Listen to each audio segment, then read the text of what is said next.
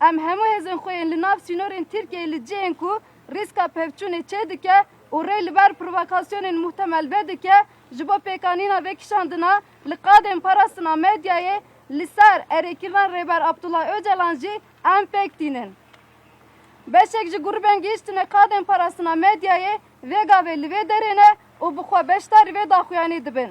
Partiya Karkerên Kurdistanê PKK li binarê Qendîlê ji bo ku rêber pêvajoya çareseriyê veke, pêngava duyema vê tû, vekişandina hemû gerîlayên xwe ji Tirkiyeyê ragihand.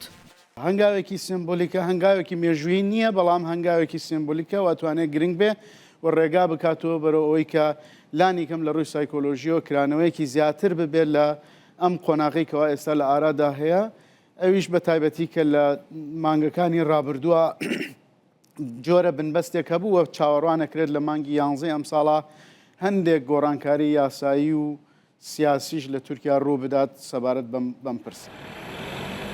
AK Partiye çend xulek piştre pêşwazî li pêngava PKK kir. Biryara vekişandina PKK ji Tirkiye û ragihandina ku dê gavên nû ji bo pêvajoya danîna çekan bên avêtin, encamên berbicavên pêşketina di nexşeriya Tirkiyeya bêteror dene. Vekişîna hêmanên terorê ji Tirkiye û ragihandina gavên nûyên ji bo danîna çekan, pêşketinên li gor armanca sereke ne.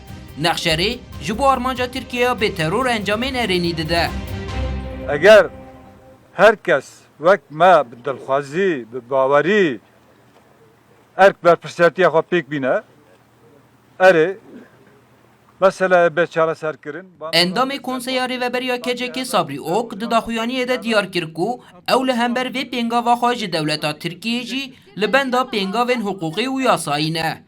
Niha ji bo pêvajoyê çav li Enqerê ne. Hukuki düzenlemeler bekleniyor. Bunun yanında سەرڕاستکردنên حقوقی tên çavarekirin. Di vî warî de niha li parlamentoyê xebata efûyeke giştî tê kirin.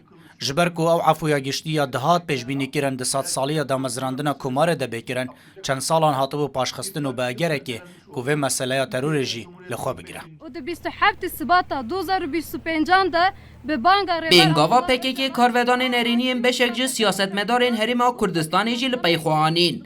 Lê li bendê ku Tirkiye jî gavên şêmber biavêje. بەکارهێنانی چەک بەکارهێنانی هێز ئەگەر لە ڕابردوودا جەدوای بوو بێ سوودی بوو بێ ئێستا وا پێدەچێکەوانە بێ بۆیەش من دەستخۆشی دەکەم و دەستخۆشیشمان کردو لە پەکەکە کە کەوتونە و توێژ و سوڵح و ئاشتەوایی لەگەڵ دەوڵەتی تورکیادا و ئەم ڕۆژ بە تایبەت شتێکی کەیان ڕاگەیان کە جێ دڵخۆشی بوو کە بڕیاریانداوە لە خاکی تورکیا بەجێ بێڵن هەڵبەتە ئەوان کە هەنگاوە دەنێن ئەمە دەبێ دەوڵەتی تورکیاش بە ئیجابی و بە ئەرێنی وەڵامی ئەو هەنگاوانە بداتەوە. Pêngava duyemiya PKK di demekê de ye ku şanda İmraliyê ya Dem Partiyê sihî vê mehê ji bo cara sêyem li gel Serokkomarê Tirkiye civîneke krîtîk saz dike. Biryara Komîsyona Parlamentoyê jî heman rojê di 16 civîna xwe de guhdariya wezîrên derve û dadeyên Tirkiye bike. Piştî her du civînan tê çaverêkirin ku Parlamentoya Tirkiye êdî dest bi amadekirina pêngavên yasayiyên pêvajoyê bike. Ferdî Sak, Rûdaw.